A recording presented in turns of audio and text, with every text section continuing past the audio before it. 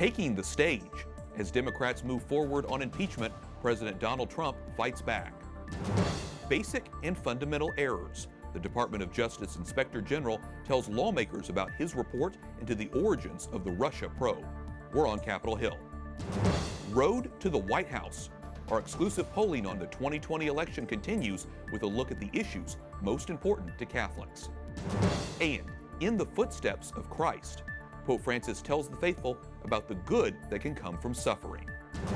On EWTN News Nightly for Wednesday, December 11th, 2019.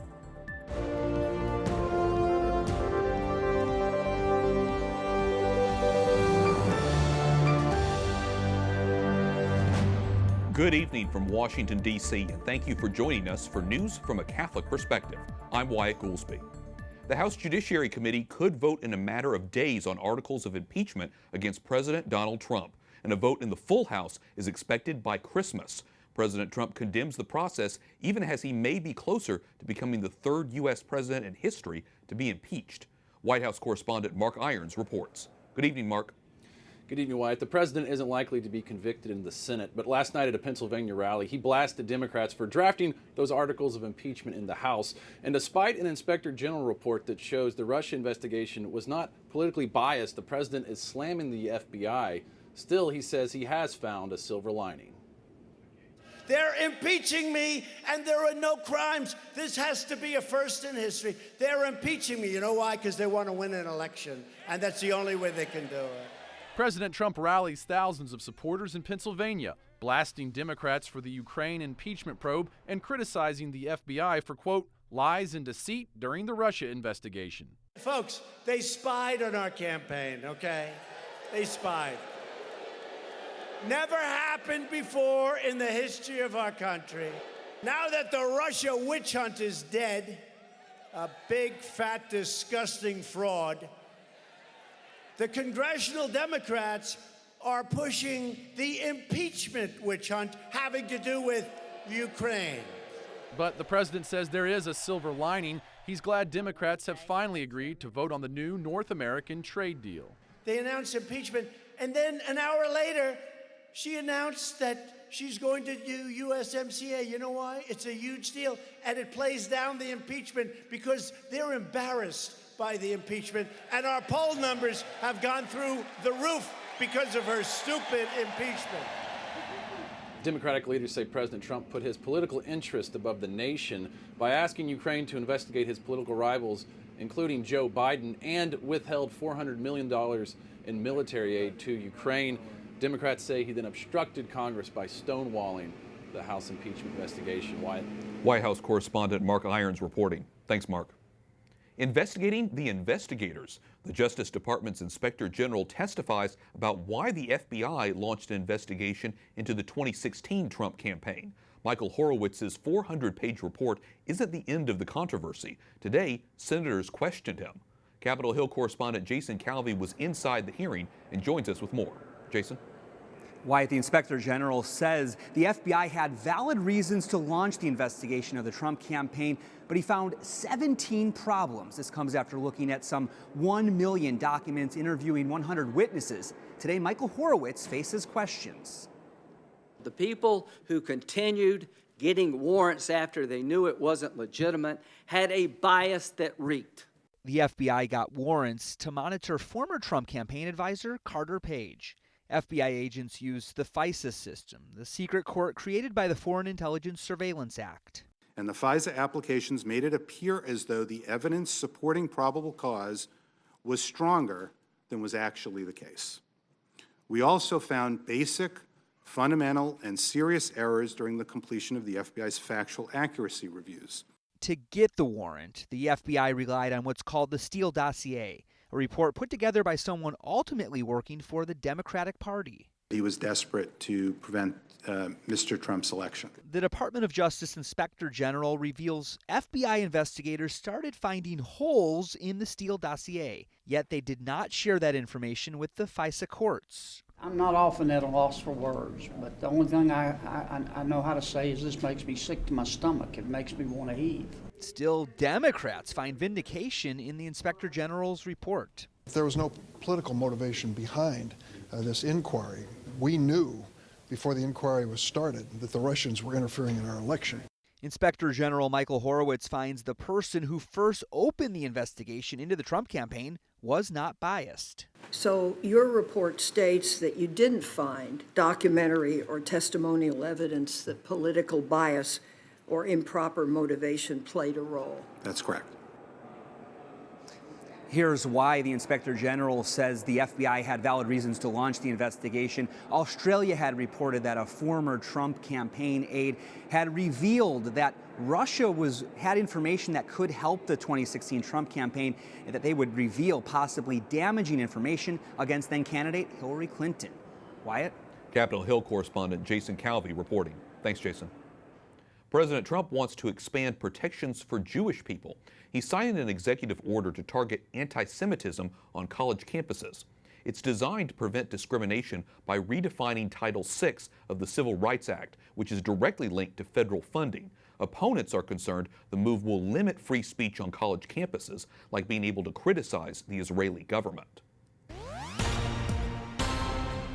We continue our exclusive EWTN News Real Clear Opinion research polling. Tonight, we look at how the Catholic vote compares to the general public and how voters feel about Christian values in our society. Joining me now are Carl Cannon, Washington Bureau Chief of Real Clear Politics, John Della Volpe, Director of Polling at Real Clear Opinion Research, and Matthew Bunson, Executive Editor for EWTN News. Welcome back to all of you. John, let's begin with you. What are some of the areas in the survey where Catholics differ the greatest from the general population? Well, I think the big issue is what is most important to them? And when they think about voting, and healthcare is the number one most important issue for the Catholic voter, as well as the average American voter as well. So that's clear. That is consistent for Catholics as well as non-Catholics, number one. However, Catholics, there are 3 or 4 issues that really stand apart where Catholics are kind of more engaged and focused on these issues. And they tend to be issues related to the economy. Number one, economy, taxes, China trade policy. Those are issues where Catholic voters are more concerned than the average voter. In addition to that, we also see increasing levels of interest for issues related to immigration among the Catholic vote as well. Very interesting. So Matthew, the survey uniquely drilled down into key aspects of living life as a Catholic. Yes. What did you find out about Mass attendance, going to confession, and just praying on a regular basis? Well, we always go back to that 58 percentile group that consider themselves faithful to all or most of the teachings of the Church. When we look at that group, we see that they have 93% pray at least a week. Most of them pray every day. 66% believe in the real presence of the Eucharist. 56% attend Mass at least once a week. 52% go to confession at least once a year. And then there's even a higher level of activity on all of these when you go to that group that firmly adheres to all teachings of the Church. It is a massive drop from that group to those Catholics who say that they accept some of the teachings of the Church, or the group that says, for example, that the Church has very little influence in their lives. So basically what this tells us is that as a church, we have a lot of work to do in terms of formation and catechesis of our faithful. Yes, because of all those issues are so important, those traditional social conservative issues, for example. So, Carl, according to the poll, huge majority of both general voters, Catholic voters in particular, believe religious values, and specifically those Christian values, should play a more important role in our society. What else did we find out about that? Well, a couple of things. First of all, young people are less likely to answer that question in the affirmative than older voters, which makes you gives you pause. But it also shows you this is still a pretty religious country. It's not the Twitterverse. It's not the secular media out there. And if you've been watching these Democratic presidential debates, the secular nature of it, or even occasionally sort of subtle hostility to religion, makes you think the Democrats may be getting out over their skis a little bit. That's not where the voters are, at least not yet. The other thing I would say about that is that we were talking, Matthew's talking about these active Catholics, and I'd said earlier about how on some issues they mirror evangelical Protestants, and the obvious issue is abortion, and nothing's changed there. And evangelical Protestants have been some of their most prominent evangelical Protestants in this country who worked for George W. Bush have been wringing their hands. Why are evangelicals still staying with President Trump after all the things he's done and said? And it's a fair question, but this data shows that on the issues, there's a rationale for it. And on the one issue, abortion, active Catholics and evangelical Protestants are not much different on that abortion. And on this topic,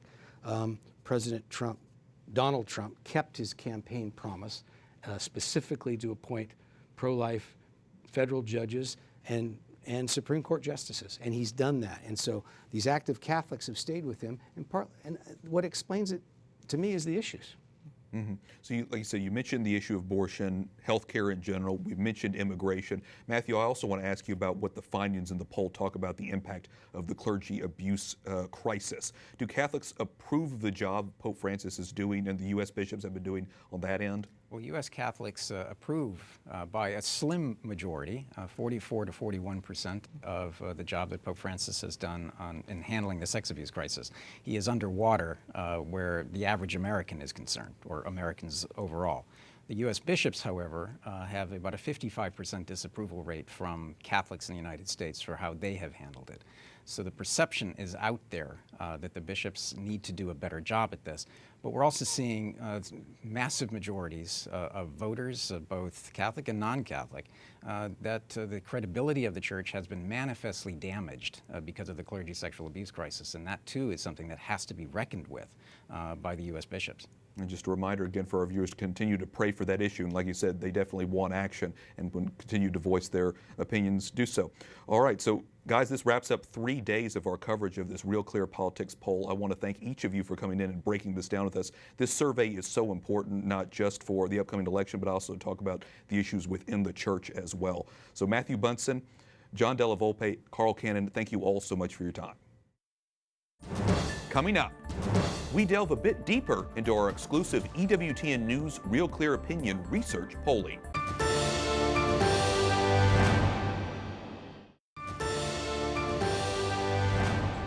As we wrap up this week's coverage of our EWTN News Real Clear Opinion research poll, we take a closer look at where self-identified Catholics stand on important issues and the implications for the nation and the church. Joining me now with her analysis is Mary Rice Hasson, Director of the Catholic Women's Forum and Fellow at the Ethics and Public Policy Center. Mary, welcome back to the program. Thank you so much. Wonderful to be here. Let's look at the big picture of American Catholicism in this poll. How would you describe American Catholics at the start of a new decade? I think engaged is a good word. Concerned about the issues that are important to us as Catholics, but in some respects no different from others. It really depends a lot on which particular Catholics you're talking about. Mm-hmm. It matters by party affiliation, it matters by age. And so I think the Catholic vote is not going to be easily pigeonholed. It's not going to be easily won because it's not a monolithic block. So I think that's one of the biggest takeaways here. It certainly is diverse. Just to follow up with that, we'd heard in the panel discussion we just had about the gulf that exists between Catholics who say they follow all or most of the church's teachings and the fellow Catholics who do not. In your view, how do we end up with this situation where there is such a gap between the two? I think part of it is cultural. I think as the culture has shifted and religiosity in general has declined in our culture, we've seen some of those who are less catechized kind of lose their footing or lose their bearing in terms of what they believe and how that impacts both their votes but also how they live, because the two are connected. Mm-hmm. So.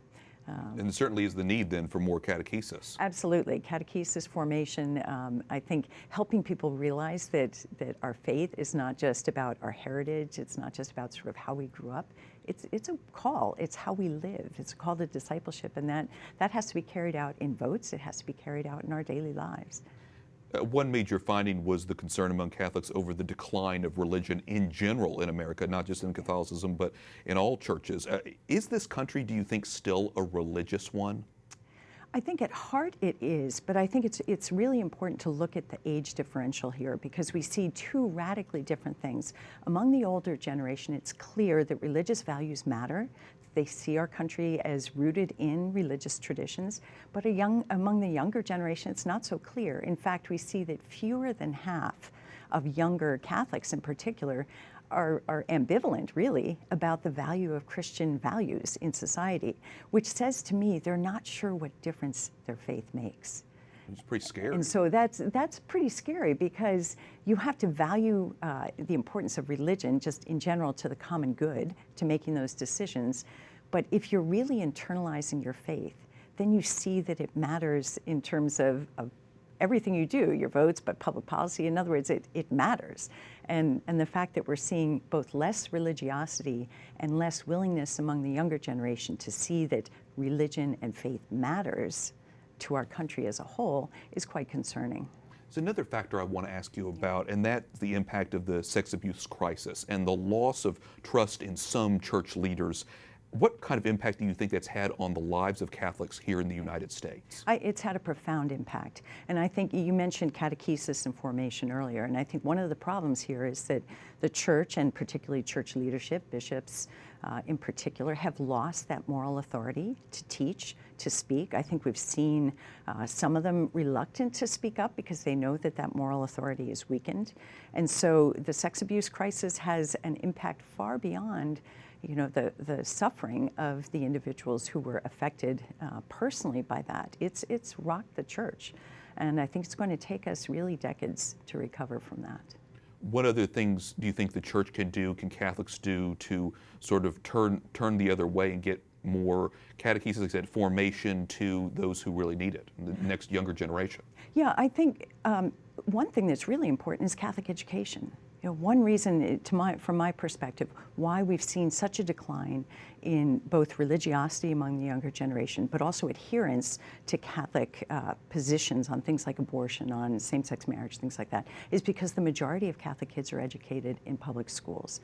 And so they are day in and day out absorbing the values of the culture, which used to more closely align with Catholic positions when the culture was more generally faithful to Judeo-Christian values. That was less of a problem. But right now it's a huge problem. And so one of the things we have to solve as a church is how we're going to educate the next generation.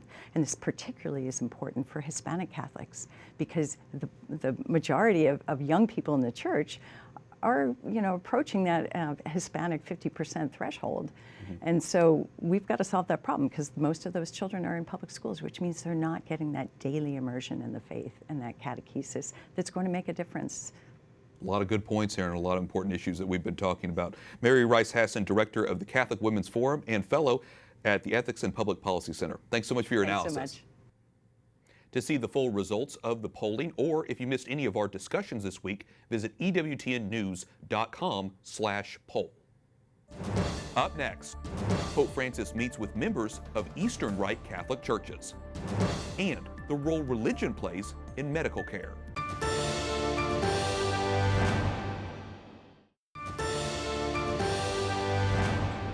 Doctors and healthcare specialists are speaking at the Vatican this week on the ethics of palliative care and the mental health of the elderly. The two-day discussion is centered around the benefits of different approaches to caregiving and trying to find the best ways to care for a patient and boosting a family's quality of life. In a letter to participants, Vatican Secretary of State Cardinal Pietro Parolin wrote, quote, "Palliative and other types of care should never permit a merely utilitarian attitude to take hold." Dr. Kamran Abbasi, executive editor of the British Medical Journal, joins us now from Rome. Dr. Abbasi, welcome in. Let's start with the basic question. What is palliative care, and was there a positive takeaway from your discussions today about improving its use? Thank you.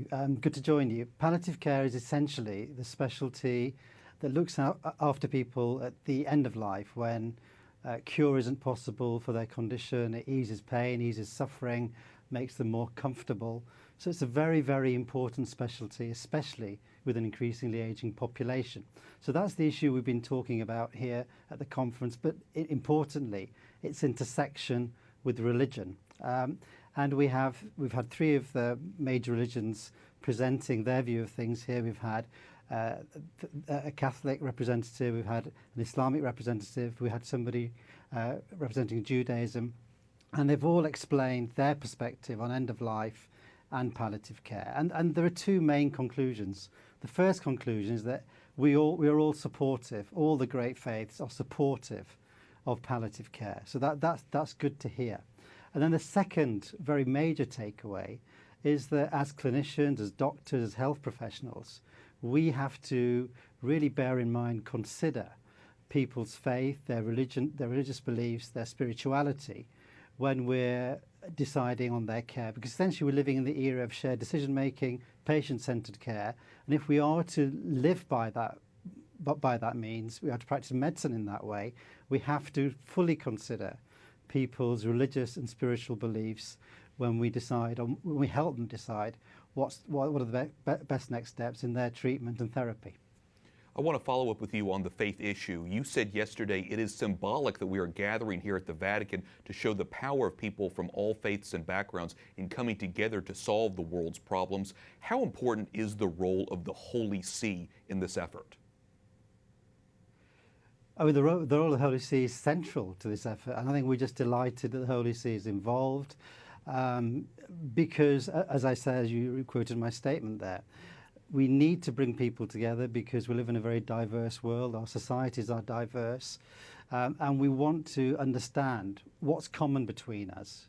What's common, how can we solve our problems together, but also the points of difference, because that will help provide better solutions for patients.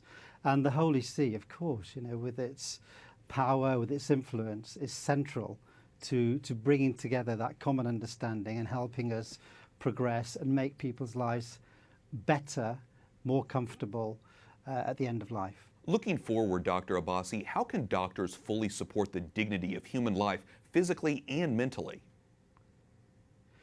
Yes, thank you. I mean, looking after dignity and making sure there is dignity for every patient is very important, and we need to do that in a holistic way, not think of a patient simply as a case or a problem to be solved, but think of them as somebody with spiritual beliefs, with religious beliefs, they come from a cultural background, they live within a family environment. We need to take all of those things into consideration when we help them decide what's best for their care and how best to manage their last days, months in their life's journey.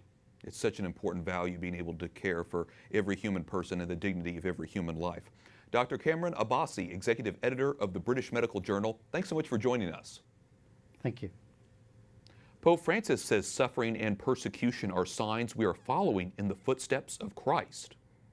Tanti cristiani sono perseguitati.